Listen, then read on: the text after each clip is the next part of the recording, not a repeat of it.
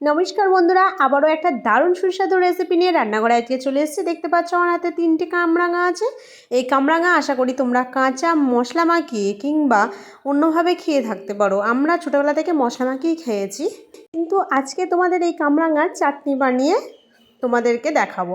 তো কামরাঙা চাটনি বানানোর জন্য দেখো, কামরাঙাগুলো একটু স্টার আকারে আমি কেটে নিয়েছি, ভালো করে ধুয়ে নিয়েছি। তো এই কামরাঙাগুলোকে ভালো করে একদম ঘষে ঘষে ধুয়ে নিতে হবে। প্রথমে যখন গোটা ছিল আমি তখন ধুয়েছি, ধুয়ে তারপরে কেটেছি, নাহলে অত্যাধিক জল বেরোবে। তো আমি কড়াই ফিরে আসি। তো কড়াই একটু সর্ষের তেল দিলাম, তোমরা সাদা তেলেও করতে পারো। তো সর্ষের তেল আমি ফোড়ন হিসেবে দিয়ে দিচ্ছি 5 ফোড়ন আর একটু কালো জিরে। তোমরা দিতে পারো শুকনো লঙ্কা দিতে পারো, আমি তেজপাতা দিয়ে দিচ্ছি, শুকনো লঙ্কাটা আমি দেবো না। আর কামরাঙাটা তোমাদের বলি, আমি কামরাঙাটা একটু কাঁচা নিয়েছি, কারণ আমি টক ঝাল মিষ্টি চাটনিটা বানাবো। আর তোমরা পাকা দিয়ে করলে কি বলো তো, চাটনিটা পুরোটাই মিষ্টি হয়ে যাবে। তো কামরাঙাটা আমি তেলের ওপরে দিয়ে দিলাম, দিয়ে এবার ভালো করে আমি ভেজে নেব। যতক্ষণ না হালকা লাল লাল হয়ে যায় ততক্ষণ পর্যন্ত আমি এটাকে ভাজতে থাকবো।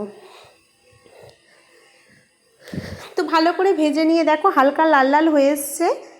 এরপর আমি এতে দিয়ে দেব পরিমাণ মতো নুন, আর দিয়ে দেবো একটু হলুদ গুঁড়ো। তো তোমরা তো অনেক কিছু চাটনি খেয়েছো, চালতা চাটনি, আনারসের চাটনি, ফলের চাটনি, কিন্তু কামরাঙা চাটনি কে কে খেয়েছো অবশ্যই আমাকে কমেন্ট বক্সে জানাবে। কিন্তু আমি এইভাবে বানিয়েছিলাম, তো বাড়িতে খেতে অসাধারণ লেগেছিল, খুবই ভালো বলেছিল সবাই। তো তোমরা চটপট, খুব বেশি দেরি হয় না, চটপট এইভাবে বানিয়ে নেবে। তো হলুদ আর নুনটা দিয়ে ভালো করে আমি মেখে নিয়েছি, মানে কষে নিয়েছি। দেখো কষার পর হালকা একটু লঙ্কা গুঁড়ো দিয়ে দিয়েছি, দিয়ে এরপর আমি জল দিয়ে দিলাম। এমন কিছুই দেরি হয় না। এরপর আমি খানিকটা ফোটার জন্য সময় দিয়েছিলাম। তো ফোটানো হয়ে যেতেই আমি 2 মুঠোর মতো চিনি দিয়েছিলাম, দেখতেই পাচ্ছ। দিয়ে ভালো করে আমি নেড়েচেড়ে নিয়েছি। এরপরে ওপরে আমি একটু হালকা করে কাজু বাদাম আর কিশমিশ ছড়িয়ে দেব। একটু ফুটে যাক, গেলে আমি তারপরে কাজু বাদাম আর কিশমিশটা আমি আগে থেকেই ভিজিয়ে রেখেছিলাম, এগুলো ছড়িয়ে দিচ্ছি। দিয়ে এরপর এটাকে আমি মিডিয়াম আঁচে 5 থেকে 6 মিনিট হতে দেব।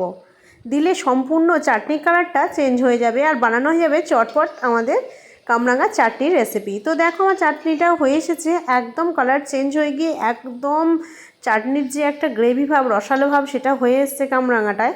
আমি এরপর এটা বন্ধ করে দেব। তোমরা চাইলে বাড়িতে ভেজে গুঁড়ো করে রাখা জিরে মরিচের গুঁড়োও দিতে পারো। তো দেখো ফাইনালি আমার কামরাঙার চাটনির রেসিপি রেডি। তো এই ছিল বন্ধুরা আমার আজকের নিত্য নতুন ভিডিও। তো কেমন লাগলো আজকের রেসিপি অবশ্যই কমেন্ট বক্সে জানাবে। ভিডিও ভালো লাগলে প্লিজ একটা লাইক দিয়ে চ্যানেলটা সাবস্ক্রাইব করে আমার পাশে থেকো। তো চলো বন্ধুরা, টাটা, আবার দেখা হচ্ছে অন্য কোনো রেসিপি অন্য ভিডিওতে।